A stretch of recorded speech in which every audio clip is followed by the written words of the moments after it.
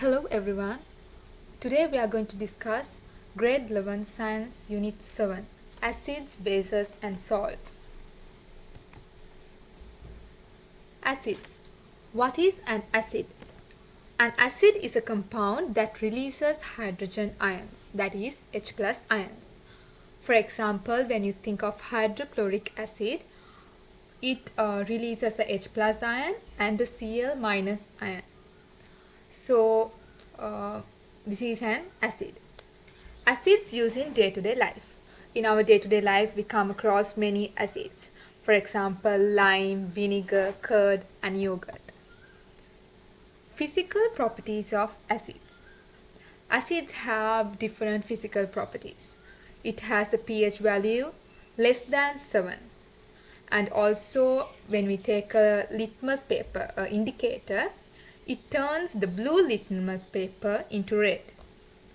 Also, these acids contain a sour taste, but we should not always try to taste acids because it is harmful for us. Also, these acids conduct electricity in aqueous solutions. Sometimes these acids are also corrosive. Chemical properties of acids. Acids react with metals, acids react with carbonates, also acids react with bases. When we come into the first example, acids reacting with a metal. You can see hydrochloric acid reacts with magnesium and it produces a salt, magnesium chloride, and also it releases hydrogen gas. When we come to the second point, hydrochloric acid reacts with the calcium carbonate and it produces the salt calcium chloride, and also it produces water and carbon dioxide. We see H2SO4 react with the base sodium hydroxide and it produces a salt and also it produces water. Ionization of acids in aqueous medium. When an acid is ionized in an aqueous medium, it releases the H plus ion. You can see, as I told you, the example, you have the equation HCl in aqueous medium ionized into H plus aqueous and Cl minus aqueous. When we discuss about the strength of these releasing H plus ions, we can classify them into strong acids as well as weak acids. Let's see about it further. Strong acids. What do you mean by a strong acid? When you take acid, if this acid completely ionized in an aqueous solution, we call it a strong acid. You can see examples: sulfuric acid, hydrochloric acid, nitric acid. These are some examples. But when you take a weak acid, these weak acids partially ionize in aqueous solutions. They do not completely ionize in an aqueous solution. So we call them as weak acids. Some examples of weak acids are acetic acids, carbonic acids, and citric acids. And you have heard about concentrated acids and about dilute acids. What is the difference between these concentrated acids and diluted acids?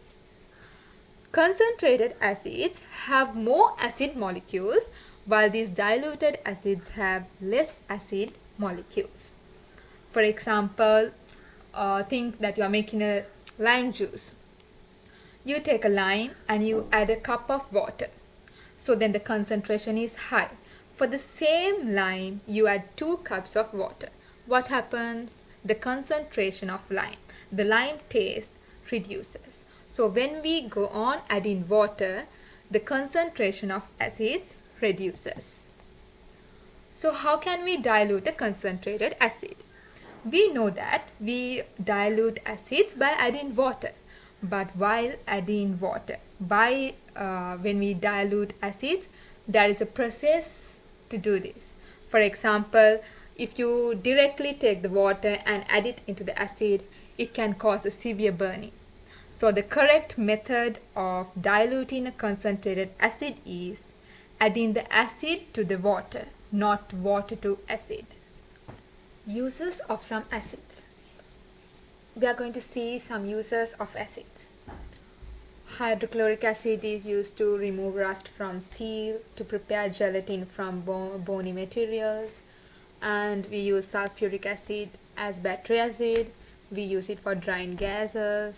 We use acetic acid to prepare food and also to coagulate rubber. We are coming to the next part of the lesson, that is bases. What is a base? Chemicals which release hydroxide ions in aqueous solutions are bases. That means you think about sodium hydroxide. The sodium hydroxide in the aqueous medium, it ionizes as sodium plus ions and OH minus ions. So this is what is called the base. We'll see some substances, some basic substances used in our day-to-day life. Toothpaste, baking powder, soap, washing powder. These are some examples of bases we use in our day-to-day life. And also we have bases in our school labs, that is ammonia solutions, carbonates, hydroxides and bicarbonates. These are examples of bases found in labs. Physical properties of bases. Just like acids, bases also have physical properties. For example, these bases have a pH value greater than 7. And I told you before that in acids, the acids turn the blue litmus paper into red. But in bases, it turns the red litmus paper into blue. Also, these bases have a soapy feeling. What is the reason for this soapy feeling? When we touch these bases start to react with the fat in our skin. Then what happens? It produces a soapy substance. What are alkalis?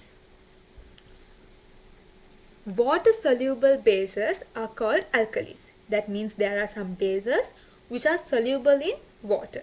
These bases are called alkalis. But do you think that all alkalis are bases? No. All alkalis are not bases, because all alkalis are not bases. Only the bases which are soluble in water are alkalis. Strong bases. What is a strong base? A base which completely ionizes in an aqueous solution is a strong base. Example, sodium hydroxide and potassium hydroxide. What is a weak base? Bases which partially ionize in aqueous solution. That means it does not completely ionize in the solution, it only ionizes partially. So these are known as weak bases. Salts. What are salts? Compounds formed when H plus ions in an acid are replaced by a cation. When the H plus ions are replaced by a cation, we call it a salt. You know that in our day-to-day activities, there are many uses of salts. For example, to prepare food, to produce soap, in tanning leather, in electroplating, to prepare paints. Like that, there are many uses of salts. Give me some examples of salts. For example, sodium chloride, copper sulfate. These are some examples of salts. These salts also have different properties. They are ionic compounds. They have relatively high melting point and boiling point, conduct electricity, and also they have a crystalline structure. Neutralization. What is neutralization? Simply, if we define neutralization, it is when a H plus ion, a hydrogen ion, and a OH minus ion, a hydroxide ion, combines together. When a hydrogen ion and a hydroxide ion react together, we call it neutralization. What happens to acids and bases as a result of neutralization? acids start to lose their acidity, and also bases start to lose their basicity. So I think we have come to the end of the lesson. Thank you for watching this video, and I think that this is useful for you.